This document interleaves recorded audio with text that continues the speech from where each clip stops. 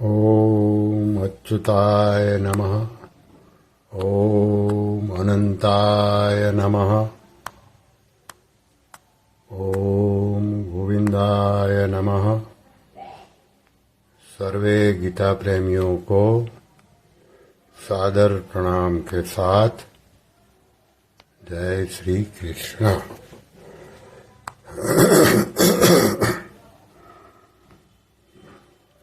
आज दूसरे अध्याय का श्लोक क्रमांक 2।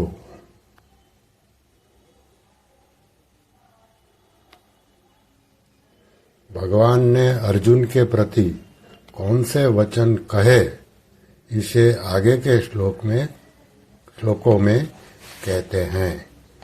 ओम श्री परमात्मने नमः। श्री भगवानुवाच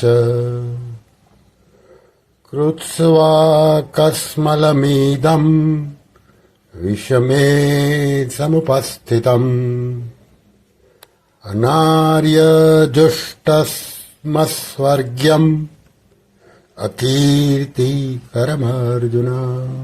इसका अर्थ देख लिए।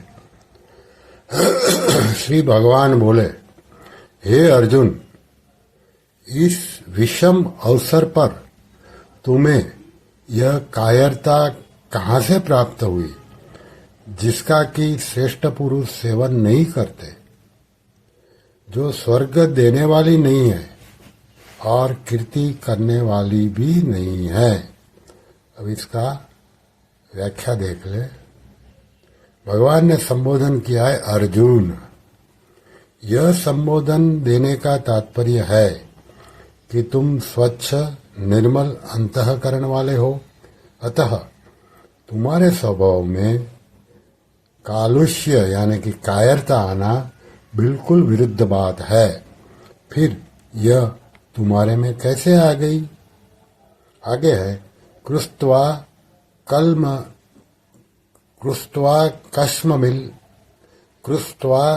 कस्ममिलमिदं विषमे समुपस्थितम्।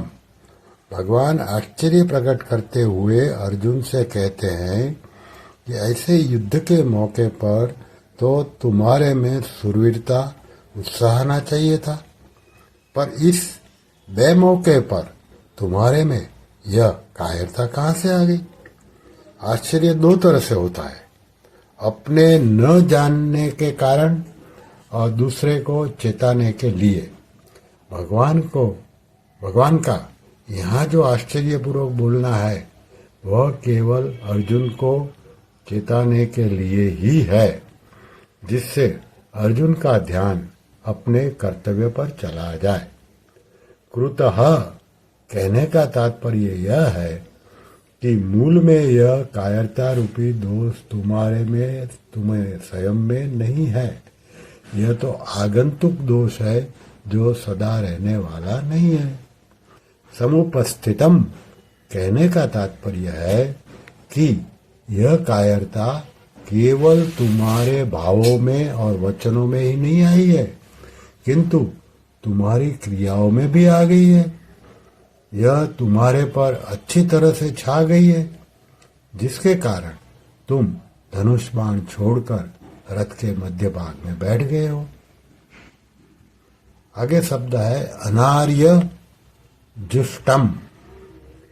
समझदार श्रेष्ठ मनुष्यों में जो भाव पैदा होते हैं वे अपने कल्याण के उद्देश्य को लेकर ही होते हैं। इसलिए श्लोक के उत्तरार्ध में भगवान सबसे पहले उपयुक्त पद देकर कहते हैं कि तुम्हारे में जो कायरता आई है उस कायरता को श्रेष्ठ पुरुष स्वीकार नहीं करते, कारण कि तुम्हारी इस कायरता में अपने कल्याण की बात बिल्कुल नहीं है। कल्याण चाहने वाले श्रेष्ठ मनुष्य प्रवृत्ति और निवृत्ति दोनों में अपने कल्याण का ही उद्देश्य रखते हैं। उनमें अपने कर्तव्य के प्रति कायरता उत्पन्न नहीं होती। परिस्थिति के अनुसार उनको जो कर्तव्य प्राप्त हो जाता है उनको वे कल्याण प्राप्ति के उद्देश्य से उत्साह और तत्परता पूर्वक सांगोपांग करते हैं। वे तुम्हारे जैसे कायर होकर युद्ध में या अन्य किसी कर्तव्य कर्म से उपरत नहीं होते। अतः युद्ध रूप से प्राप्त कर्तव्य कर्म से उपरत होना तुम्हारे लिए कल्याणकारक नहीं है।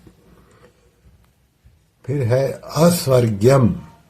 कल्याण की बात सामने न रखकर अगर सांसारिक दृष्टि से भी देखा जाए तो संसार में स्वर्गलोक ऊंचा है, परंतु तुम्हारी यह कायरता स्वर्ग को देने वाली भी नहीं है। अर्थात कायरता पूर्वक युद्ध से निवृत्त होने का फल स्वर्ग की प्राप्ति भी नहीं हो सकता। फिर अकीर्तिकरम।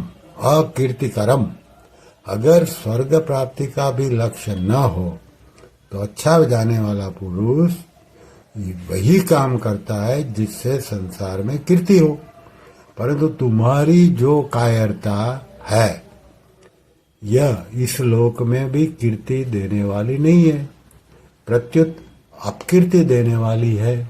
अतः तुम्हारे में कायरता आना सर्वथा ही अनुचित है। भगवान ने यहाँ अनार्य दुष्टम, अस्वर्ग्यम और अकीर्तिकरम ऐसा क्रम देकर 3 प्रकार के मनुष्य बताए हैं। एक, जो विचारशील मनुष्य होते हैं, वे केवल अपना कल्याण ही चाहते हैं।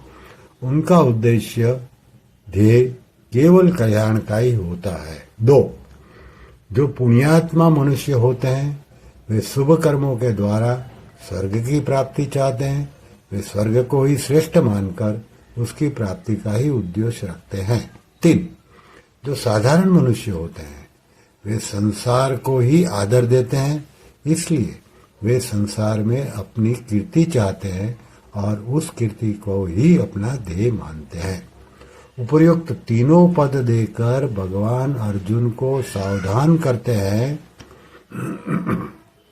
कि तुम्हारा जो यह युद्ध न करने का उद्देश्य है, यह विचारशील और पूर्णात्मा मनुष्यों के ध्येय